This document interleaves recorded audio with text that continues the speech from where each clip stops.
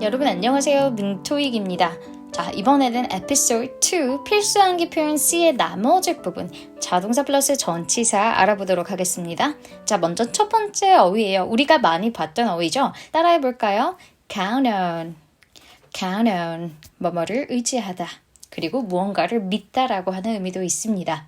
자, 그러면 지금 이 문장을 읽어보시고 얘는 의지하다라고 해야 될까요? 믿다라고 해석을 해야 될까요? 네, 맞습니다. 믿다라고 해석하시면 자연스럽겠죠? 그러면 여기에서 해석적 포인트를 하나 짚어보도록 할게요. few의 해석적 포인트는요, 부정으로 해석이 되죠. 그래서 부정으로 거의 없는 이라고 해석이 됩니다. 그렇다고 하면 a few라고 하는 표현은요, 긍정이겠죠. 그래서 약간의 라는 표현으로 사용이 될 수 있습니다. 그래서 few people can count on having a joyful life. 자, 이렇게 끊어볼게요. 뭐뭐 하는 사람들이 거의 없다라고 해석하면 되거든요. 뭐뭐 하는 사람들이 거의 없다. 어떤 사람이에요? 평생 동안 한 직장을 갖는 걸 믿을 수 있는 사람들은 거의 없다라고 해석하시면 됩니다. 이번에는 세 가지를 세트로 볼 건데요. call on, 그 다음에 call for, 그 다음에 call off 요 세 가지 어휘예요. call on, 첫 번째 의미, 요구하다. 두 번째 의미, 방문하다입니다. 요구하다부터 살펴보도록 할게요. The job was to call on all her diplomatic skills and more courage. A and B의 구조니까 얘는 하나로 세트로 묶어보도록 할게요. 그러면 요구한대요. 그 직업이 요구한대요. 직업이 요구한다라고 하면 목적어 자체가 필요하다라고 우리가 인지할 수 있겠죠. 그래서 그녀의 모든 외교적 기술과 그 다음에 도덕적 용기 를 요구한다라고 하는 것은 결국 그 직업을 갖기 위해서는요, 그녀가 외교적 기술뿐만 아니라 도덕적인 용기가 필요하다라고 해석을 할 수 있습니다. 자, 그래서 이렇게 의역을 해보았고요. 요구하다라는 의미 기억해 주시고, 두 번째 의미 되게 중요해요. 방문하다라는 의미인데요. 사실 우리가 call이라고 하는 이 동사는요, 바로 목적어가 오게 되면 뭐뭐에게 전화하다, call you. 이런 식으로 표현할 수 있잖아요. 그래서 전화의 의미겠지만 이렇게 on이 붙어버린다 라고 하면 단순하게 전화 통화의 의미가 아니라 직접 방문하겠다라는 의미가 됩니다. 그래서 I have no time to call on you. 너 방문할 시간이 없다라는 표현이에요. 그럼 얘는 왜 중요해요? 우리가 독해를 풀 때 낚일 수 있는 선택지죠. 전화한다로 했는데 call on you라는 게 선택지에 있어요. 그리고 직접 방문하다 in person이란 키워드가 있어요. 그럼 뭐가 정답이 되나요? in person이 정답이 되겠죠. 그런 부분에서 call on이라고 하는 표현이 너무 중요합니다. 그래서 이 두 가지 표현 다 기억해 주시고요. 두 번째 call for로 넘어가도록 할게요. call for은요, 우리가 첫 번째 에피소드에서도 다뤘던 ask for과 유사합니다. 그죠? 요청하다라는 의미죠. 자, 그러면 문장 함께 봐볼게요. Once you tell a lie. once라고 하는 애는 부사절 접속사에 속하는데요. 주어 동사, 그 다음에 콤마, 주어 동사의 형태를 띱니다. 너가 일단은 한 번 거짓말을 시작하게 된다면 그 거짓말이라는 게 또 다른 거짓말을 낳게 된다. 또 하게 만든다. 이렇게 해석할 수 있어요. 그래서 기본적으로 요청하다라는 의미를 기억해 주시고 의역을 할 때도 이 상황에 맞게 좀 해주셔야 되겠죠. 자, 그 다음 call off라는 키워드 너무 중요하죠. 취소하다라는 의미예요. 취소하다, call off. 다시 여러분들께 질문해 볼게요. 아까 call on이 있었죠. 그리고 call for이 있었습니다. 지금 이제 call off예요. call on은 무슨 의미예요? 네, 방문하다라는 의미도 있고 요구하다라는 의미도 있었죠. 그래서 그 직업이 어떠한 스킬을 요구했다. 그 직업을 하기 위해서는 어떠한 스킬이 필요했다. 이렇게 해석을 했었고요. 그 다음에 call for이라고 하는 경우에는 요청하다라는 의미였죠. 자, 그 다음 call off라고 하는 건 취소하다라는 의미. 이렇게 전치사들의 쓰임에 따라서 의미가 바뀐다라고 하는 거 기억해 주시고요. 그러면 문장으로 가보도록 하겠습니다. We had to call off. 우리는 뭐뭐 해야 한다. 해야 한다. 의무성을 띄어요. 그래서 독해할 때도 항상 이 의무를 띠는 것들, 그 다음에 뭔가 해주세요. 이런 것들이 항상 정답의 근거 문장으로 많이 나오죠. 그것도 포인트로 기억해 주시고요. 그럼 we had to call up. 취소해야 해요. cancel의 의미죠. everything. 모든 것을. on account of rain. 자, on account of라고 하는 키워드도 이제 암기를 해야 돼요. 그럼 지금 여러분들이 만약에 이 표현을 몰랐다면 왜 취소를 해야 될까요? 그 원인에 대해서 설명을 하고 있는 거죠. 그러면 비 때문에라는 의미를 가질 수 있구나. 그래서 on account of rain 이렇게 기억해 주시고 한 번 더 읽어볼게요. We had to call off everything on account of rain. 요렇게. 자, 한 번씩 더 읽으면서 우리가 또 머릿속에 집어넣고요. 그 다음 어휘로 가볼게요. 이번에는 collaborate on과 collaborate with의 차이점 그리고 같이 문장으로도 확인을 해보도록 하겠습니다. 자, 먼저 on 뒤에는요. 이제 뭐뭐에 관해서 협력하다라는 의미이기 때문에 많이 등장하는 게 프로젝트가 많이 나와요. 그래서 프로젝트에 대해서 협력하다. 프로젝트에 관해 협력하다. 이런 어휘들이 많이 등장하는데요. 문장을 한번 봐볼게요. We collaborate on a lot of projects. 그러면 이 on 뒤에 있는 게 어떠한 주제가 되거나 프로젝트가 되거나 하는 키워드들이 등장하겠죠. 자, 그 다음 두 번째 collaborate with는요. 당연히 이 with라고 하는 특징 덕분에 with라고 하는 특징 때문에 뭐뭐와 함께 그래서 누구와 함께 협력하다 그 대상이 등장합니다. 그래서 문장을 살펴보면 she agreed to collaborate with him. 그래서 collaborate with 대상. 그와 함께 협력하기로 동의했다. 라고 해석하시면 되겠죠?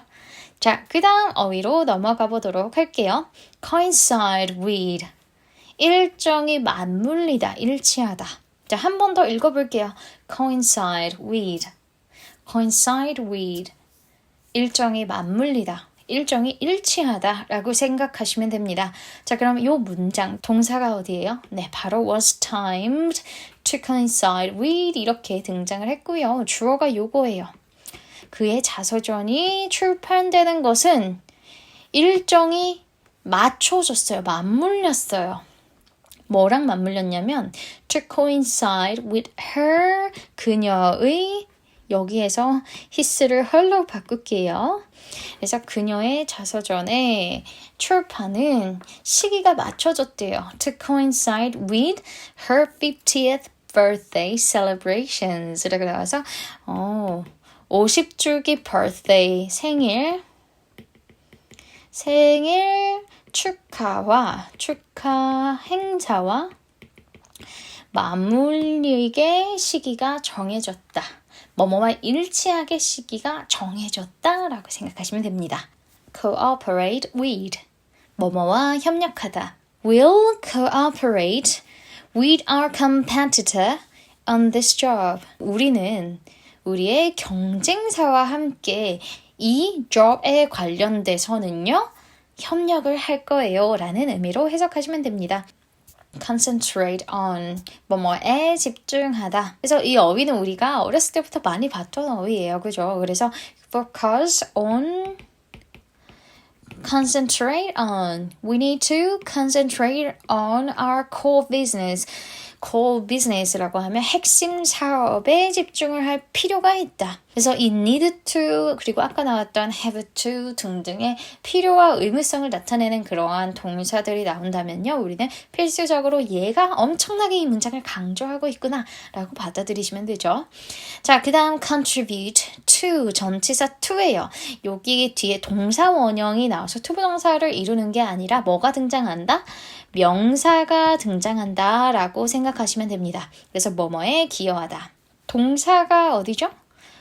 will greatly contribute to 여기까지 끊어볼게요. 그러면 정부의 새로운 그러한 정책은 엄청나게 기여를 할 거래요. easing이라고 하는 건 완화시키다라는 의미가 있어요. relieving이라는 의미라고 생각하시면 되죠. 그럼 overpopulation이라고 하는 거는요. 이제 과도하게 인구가 밀집하는 이러한 현상을 완화시킬 수 있대요. 그 정책이 in the metropolitan area에서 이렇게 해석하시면 되는 문장이었습니다. come by, 들르다. 첫 번째 의미가 들르다. 그리고 얘는 누구를 보기 위해서 들르다라는 의미를 가지고 있고요. 두 번째는요. 무언가를 얻다, 무언가를 받다, something을 얻고 받고 라는 의미를 가지고 있는 거죠. 첫 번째 문장에서 볼게요. 질문으로 시작합니다. May I come by your office? 너의 사무실에 들러도 되니? For an hour or so. 1시간 정도가량. Tomorrow. To explain. 뭐 하기 위해서? My proposal in detail. 이라고 말했죠. 그럼 상세하게 내 제안을 설명하기 위해서 내일 잠깐 1시간 정도 방문해도 되니? 라는 의미를 가졌다라고 생각하시면 되죠. 들르다, 방문하다 라고 생각하시면 되겠고요. 그래서 아까 방문하다라는 의미로 call 다음에 등장했던 거 뭐 있었죠, 여러분? call for? off? 아니죠. on이죠. call on. 얘는 직접 면대면으로 방문하다라는 의미. come by는 잠시 들르다 라고 생각하시면 됩니다. 그 다음 두 번째 의미, 무언가를 얻다. Jobs are hard to come by these days. 요즘 직업이라고 하는 거는요. 얻기가, 받기가 힘들다. 이렇게 해석하시면 돼요. 자, 오케이. 되셨죠?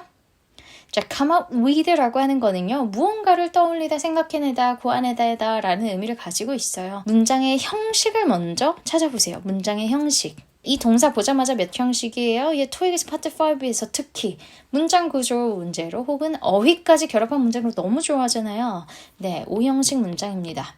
그러면 find, eat, 게다가 가목적어, 진목적어의 구조까지 나왔어요. 그럼 이 목적어가 challenging and rewarding 이라고 생각을 한대요.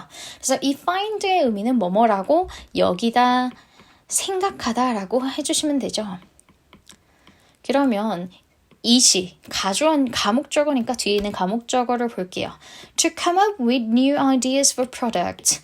제품을 위한 새로운 아이디어를 생각해내는 것은 challenging, 도전적이며 또 보람되는 것이라고 나는 생각해 라고 해석하면 되겠죠. 그래서 이 5형식 문장 구조는 어디서든 계속 등장할 거예요. 그래서 이 문장 구조, 특히 파트 5에서 어휘 문제에서도 접목이 돼서 나오는 경우가 너무 많거든요. 그래서 목적어와 목적격 보호의 관계를 봐야지 우리가 빠르게 풀 수 있는 유형들의 문제도 많이 나오니까 꼭 기억해 주시고요. 자, 그 다음에 commit to 전치사 to까지 등장해서 얘랑 세트로 뭐뭐에 전념하다. commit라고 하는 거는 이제 얘 자체가 지닌 의미는 무언가를 저지르다, 범죄를 저지르다 등등의 의미를 가지고 있잖아요. 전치사 to랑 함께 사용이 되어야 합니다. 자, 그럼 문장 구조를 살펴볼게요. Players, 선수들은요, will continue to commit. 그런데 여기 continue to commit 깜짝 놀랐어요. 여기 투부정사인데 여기죠. 그래서 continue to commit to this event. 그쵸. 여기에 명사가 등장했어요. 그래서 지속적으로 전념합니다. 이 행사에 선수들이. 이 행사라고 하면 이제 어떠한 게임에 관련된 행사일 수가 있겠죠. 그래서 이렇게 해석을 하면 되겠고요. compete for, compete with, compete against.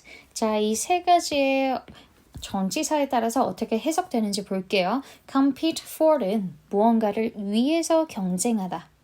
compete with와 against 같은 경우에는요. 무엇과 경쟁하다. 그 대상이 등장한다라고 생각하시면 됩니다. 자, 그래서 compete for. Young children will usually compete for their mother's attention 이라고 나왔다면 어린 아이들은요. 일반적으로 경쟁을 해요. 뭐 때문에 경쟁을 할까요? 그들의 어머니의 혹은 부모님의 주의 집중을 위해서. 자, 그 다음 compete with와 against는 무언가와 경쟁하다라는 의미를 가졌어요. 그래서 우리는요, can compete with the best teams. 최고의 팀들과 경쟁할 수 있다. 뭐뭐와 대상이 등장했죠. 그래서 그 부분이 포인트고요. 자, 오케이. 여러분들 너무 고생하셨고요. 그 다음에 에피소드 3에서부터는요. D부터, alphabet letter D부터 시작해서 자동사 플러스 전치사 어휘를 또 함께 살펴보도록 하겠습니다. See you later, alligator.